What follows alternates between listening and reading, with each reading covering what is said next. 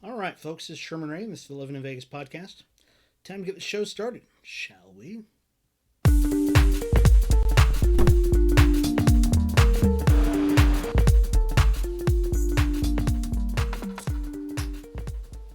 All right. Hey, and good morning, everybody. This is Sherman Ray. This is the Livin in Vegas podcast. I'm excited to pull my microphone over because I didn't start without my microphone. Want to welcome you all, folks, to the show where we talk about the people, the places, the trends, the events that shape the city of Las Vegas. And you are with us today on a hump day. Yeah. So thank you all for being here. And I'm kind of discombobulated again. I've got a real important meeting today, and it's been on my mind, and I'm trying to do the show and get my mind straight all at the same time. So, excuse me and forgive me for just being just not getting it together here, but I will do all I can to try to have a good show today and get you some great information. Want to welcome all of our friends from Facebook coming up and visiting us and enjoying and joining us in the show. I got something to tell you guys, something too, because this is very important. I just happened to see a commercial on TV, and it was a political commercial. And I'm going to say something here that is going to shock people, but this is really, really important because I had a phone call about 2 weeks ago, and somebody goes, "Hey, Sherm, I saw you on a commercial for somebody who's running for Congress," and I went, "No, no, wasn't me. I've never done anything like that." And a few years ago, I worked with a friend of mine who was running for, what was he running for? I think he was running for Senate or Congress, one of the two, but nothing recently. Um, so I got a chance to talk to her, which is good. 'Cause she's an old friend of mine. I've known her since first grade. First grade. How many of you? I still have friends from first grade, and I'm a lot older than first grader. And so I said, "No, that's not me. It's just probably somebody else." And so I was watching the news this morning, or I was listening to the news. I was getting ready to. I just came back from a bike ride, and all of a sudden I turned my head and I went, "Boy, that sure looked like me."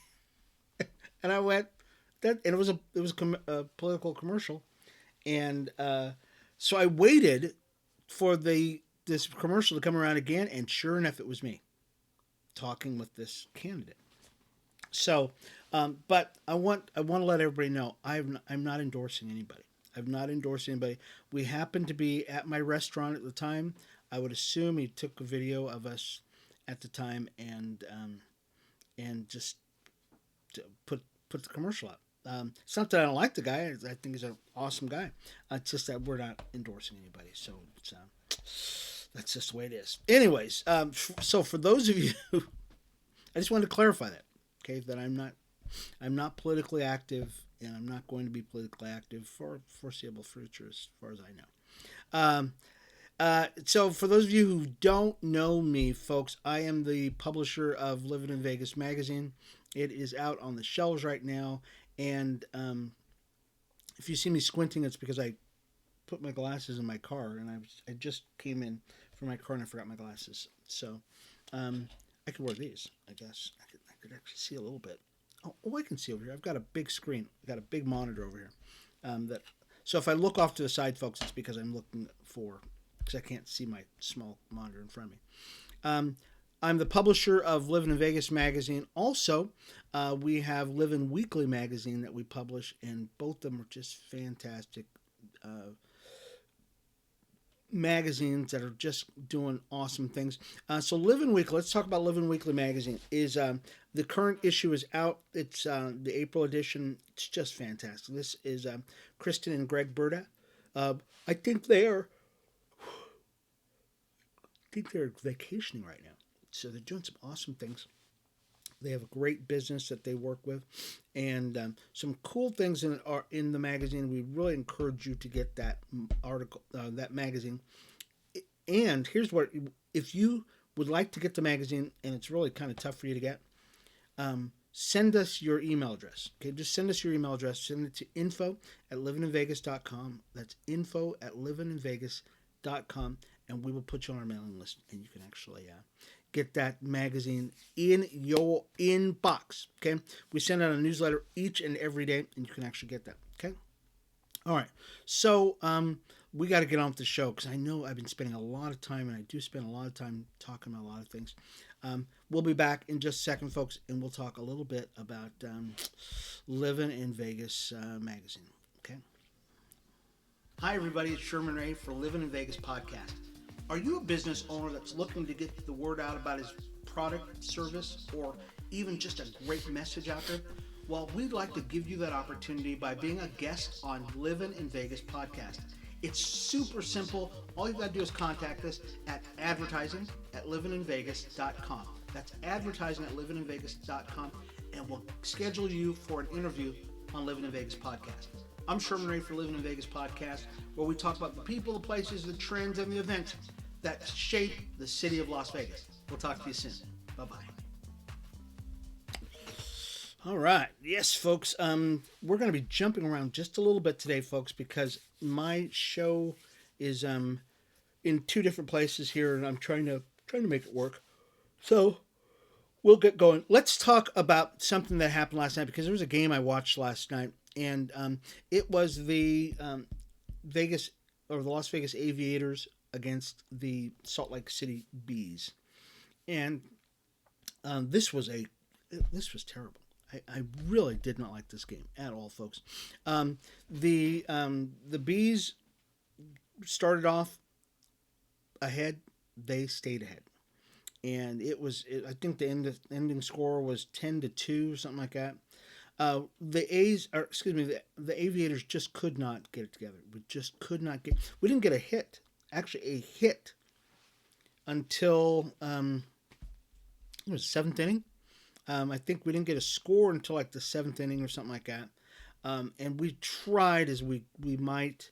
Russ Langer, many of you know who Russ Langer is. He's the voice of the Aviators. You could hear it in his voice where he was going, come on, guys.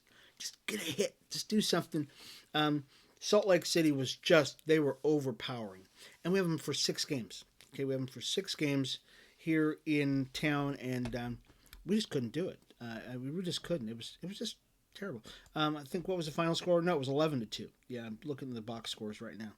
It was 11-2, and we're both have the same record, 17-14, and it was one of those tough games. Do you ever have one of those tough games where it just doesn't get together? Well, that's exactly what happened. And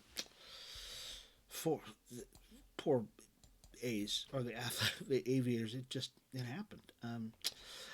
Also, I didn't read this story. Let's do this first, though. So they have been doing. Many of you know that out at the lake, they've been having searches for bodies. It seems like the last 2 weeks or so, we've had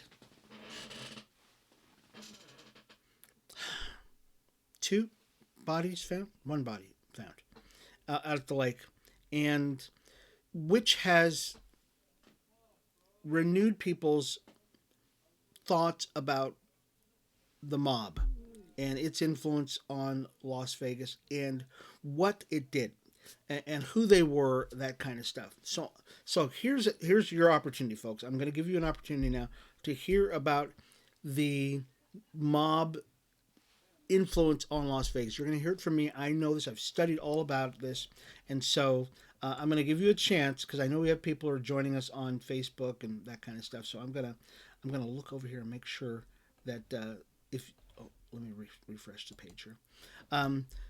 We've got people who are joining us on Facebook and on YouTube, and I think I know you want to get in on this conversation. So I'm going to give you just a second here to get on the page, and we'll go through what the influence of the mob was in Las Vegas. So let's do a commercial real quick, and then we'll come back. We'll talk about the mob's influence on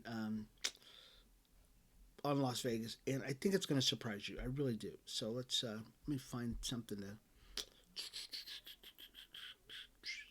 Here it is. Okay, be right back.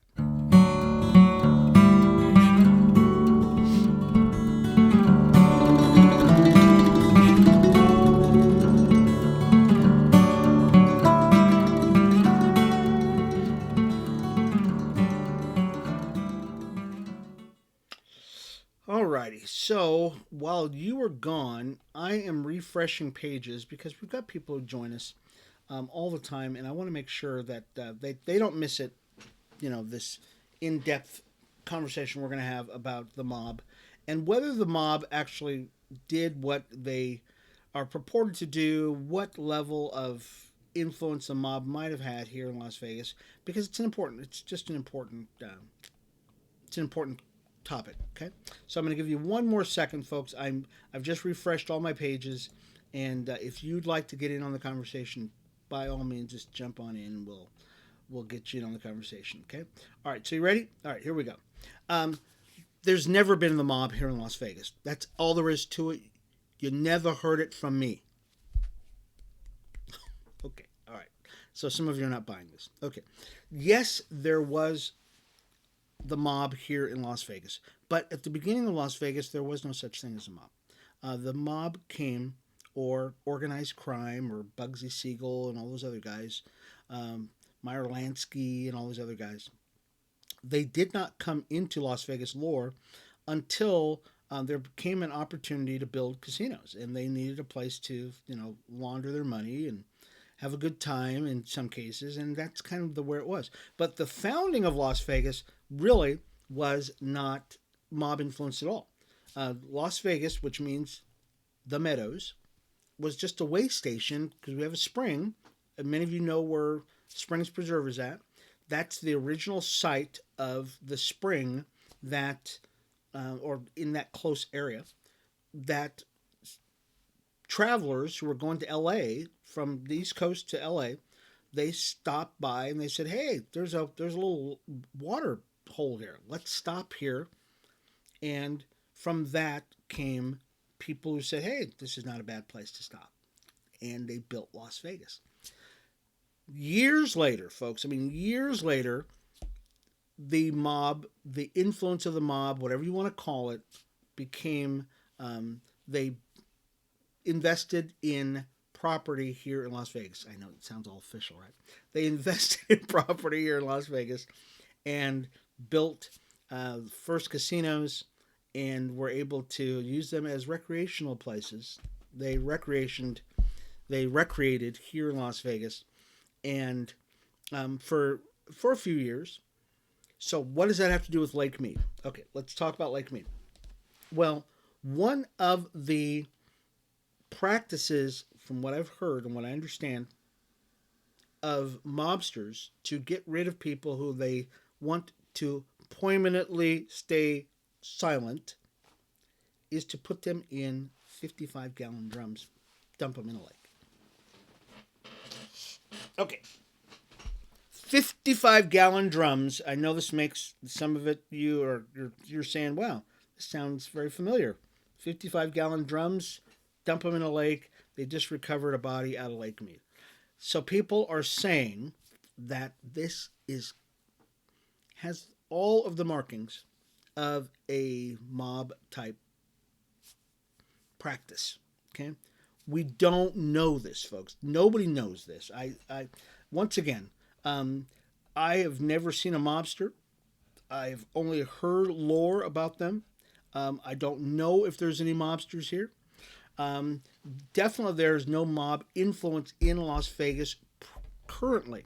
Okay, and I've lived here in Vegas since the early 60s. Okay, I have never known mobsters to have an influence in Las Vegas. I have a straight face, right? I know. So we've never had anybody working in higher office who's ever worked with mobsters, other than, our former mayor.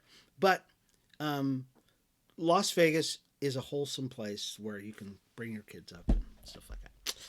So let's here's something else here. So Club 44. So for those of you who are business owners and you are really looking to become a part of something big, we encourage you to be a part of Club 44. Club 44, folks, is a great opportunity for business owners who want to help Livin in Vegas become a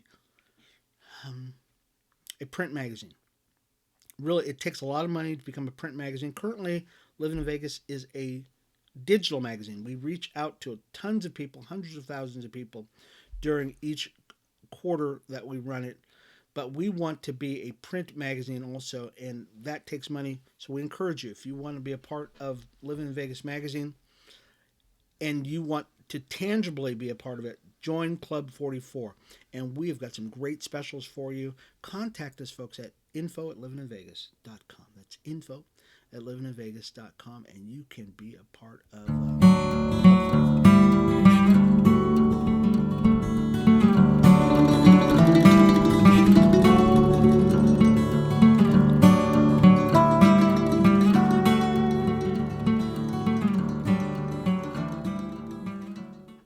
All right, hit the wrong button, but that's all right. So many of you heard about the Henderson Pride Parade that normally scheduled for June 7th through the 12th. So they had a problem with this. The city of Henderson said they are pulling their sponsorship of the Henderson Pride Parade or the Henderson Pride Fest. And the reason why they say they pulled their sponsorship, and this was in an article, we didn't get to this yesterday, but it's still an ongoing story. The reason why they said they could not do this is because of some issues with um, the Pride promoters and the people who are attending it to not make it a family friendly type fair. Um, some people were doing some things that the people who are part of Henderson said, look, this isn't going to work. If we can't have kids enjoy this, we don't want you guys doing it. And some of the people who are associated with the fest said, we are, sorry, but some people are, want to do things that are unacceptable. You can't do this in front of in public. So that's what happened with that. So they're looking for, and now in a follow-up story for the Henderson Pride Fest people, they're looking for another venue to do it. They're looking for other sponsors for it. So the city of Henderson said they're still letting them have it. I mean, you can still have your fest and do anything you want to do. We are just not going to put our names on it. Okay. So that's a big story. So earlier this week, there was a story about Electrify Nevada, and this was actually earlier this week. But this is going to be an ongoing story that I think you're really going to want to hear about more and more and more. So Electrify Nevada is it is the same company that is affiliated with Electrify America, which is wholly owned by Volkswagen America. And what they're doing is they're actually putting charging stations all across America. Now you can go on their website at Electrify America, and you can actually see the charging stations they have currently across the nation, and specifically here in the city of Las Vegas. I believe they have 8 of them here in Las Vegas, and they've got 2 more that are going to be going online. So as I was doing some research on these guys and finding out what they're doing is they're really trying to develop a network of charging stations so that people with electric cars can have places to charge their cars. Currently, the majority of them are all located in the southern part of the city, which is the county. So they're all generally on that side of Sahara, and I think they've got 1, maybe 2 up on the northern side of the valley, but vast majority of them are in the south. And so they've got a couple planned for Midtown, so they'll actually be in the city of Las Vegas. So we're really encouraged that they're going to be here. So what's so important about electrification of Las Vegas. Las Vegas is poised to be the poster child for renewable energy, which is just important. Many of you know that I actually ran for office in 2019, and I ran for city council. One of the things that I was a part of my agenda was to set up zones in Las Vegas, and so we have a financial zone, a tech startup zone, we have a and a green zone, and those are the three areas that I was really very that were my pet projects. And it's not as though I'm an environmentalist. I am not a green guy. You know what I mean? I'm not a green guy who says, hey, get rid of all fossil fuels right now. But I really push towards, especially here in a desert, in a state that has 320 days of sunlight per year, where we should be the poster child for renewable energy. That's me. And so I'm all on board for them having charging stations and cars and all that other stuff.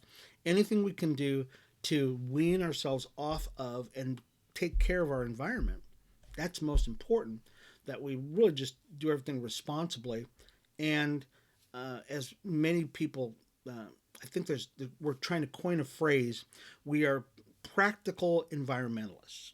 Okay, so I'm a practical or a pragmatic environmentalist, which means I'm not going to try to, if I were ever in office, I would never try to just take your house from you or take your car from you or get gas prices so high that you can't afford to drive a car in order to try to get you off of fossil fuels. Okay, does that make sense? So that's kind of where I'm at. So Electrify Nevada is a part of a really cool initiative to try to set up charging stations all around. As a matter of fact, we did an article, it's already up on our website, where we show we have a link to the Electrify Nevada site that gives you a layout. There's a map that you can actually look anywhere in America where they have their charging stations. So it's really important. I think it's a real cool thing that they're doing here in the city of Las Vegas. I just got a couple more minutes left. So I want to go to this story. This is so cool. I didn't get to talk about it yesterday, but I'm going to talk about it today. Do I get a chance? Because I've got a couple other things I want to talk about. Yeah, I do. Okay. So this young girl right here. This is Ashley. And I didn't get a chance, or maybe I did. Yes, I did get a chance to talk about Ashley yesterday, but not on Facebook. So if you got to watch our show yesterday in its entirety, I actually got to speak with her. I just didn't get to share this on Facebook. So Ashley Vasquez Romo, she goes to Basic Academy, and the reason why this story is so important is because of the GPA that Ashley ended up, because she's graduating now. The GPA that she's finishing up her formal education here in Clark County, 6.5 GPA, which is crazy. So Ashley's family are, I'm sure, beside themselves. They're like going crazy. This young girl has done such a great job in her academic career. She got requests from over a dozen Ivy League schools. She settled on Harvard to actually, be a part of what she's going to do. And so she's going to go to Harvard. And we hope, and I said this yesterday, we really hope that Ashley comes back to Las Vegas and uses that brain power, uses all that stuff that she's got up there in her head. Now, I told my granddaughter about this yesterday because I get a chance to talk to my granddaughter every day. And her name is Nevaeh. And I get to speak with her yesterday, every day, about her schooling because she's academically talented too. She's a very smart girl. And she's cute. And I told her about Ashley because as a ninth grader, she's already earned her Millennial Scholarship. And which it's funny because I think it used to take 4 years. The Millennial Scholarship used to be, at the end of your high school, you're wondering, oh, did I get this, this money? They made an announcement to my granddaughter already, and they said, look, you've already got yours. And she's not even out of ninth grade yet, which is very exciting. So excited for her. And when I told her about Ashley, she went, oh my gosh, really? She's got all these full ride scholarship to Harvard and everything else. I go, yeah, she just did a great job. I said, you can do the same thing, Nevaeh. You really can. And I believe as parents, as grandparents, that we need to encourage all of our kids to reach for the stars. All of my kids are just very, very smart kids. All of them are very, very smart kids. And we just try to encourage them just to reach for the stars. Do whatever you can. There's no stopping you. Only person that's stopping you is you. Don't let anything stop you. Okay. Do I got another one? I think I've got another story.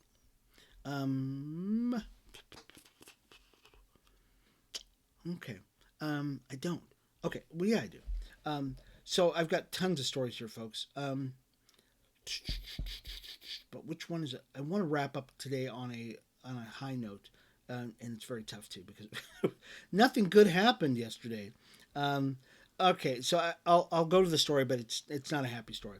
So many of you know our Las Vegas Aces, our women's basketball team, started out the year 2 straight wins, beat the Mercury, but unfortunately they played against the Washington Mystics, lost to the Mystics, 89-76. So they kind of blew us out. But it's you can't win every game. Okay, you just can't win. They played in Washington last night and just could not pull off the win. We started out hot. Excuse me. We started out hot, but were not able to pull it home. And unfortunately, it happens sometimes. Who are our top scorers in the game? Jackie Young. Jackie Young had 19 points, and Kelsey Plum had 18. So we had shooting guard and strong forward. So that's it happens. It just happens sometimes. You just don't win everything. Asia didn't score really much. She only had 10 points in that game, and so we just gotta do some stuff. We'll regroup. We'll have a great time. And this year's still going to be a rock star year for the Las Vegas Aces. And as a matter of fact, if you keep your eyes open, folks, you're going to hear more and more stories about them and what they're going to do.